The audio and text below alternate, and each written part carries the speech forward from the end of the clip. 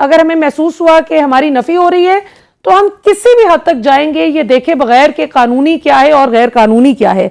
तो peoples party की इस पे क्या पोजीशन है? क्या पीपल्स पार्टी सपोर्ट करती है इंटीरियर मिनिस्टर के इस नैरेटिव को? अब बहुत शुक्रिया, मैंने नहीं सुना राणा साहब ने जो स्टेटमेंट दी है, let me go through it. मैं उसके ऊपर प्रॉपर तो रिस्पॉन्ड उसको तभी कर सकूंगा या जमाती मौक़िफ़ दे सकूंगा जब मैं उसको प्रॉपरली सुन सकूं।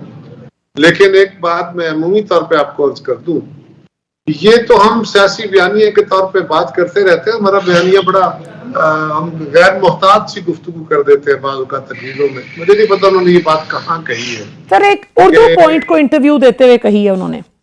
अच्छा, तो ये किसी की सियासत दफन होने जा रही है, एक इस्तिलाह के तौर पे है कि इमरान खान साहब को लोग रिजेक्ट कर देंगे या फिर हमें कर देंगे।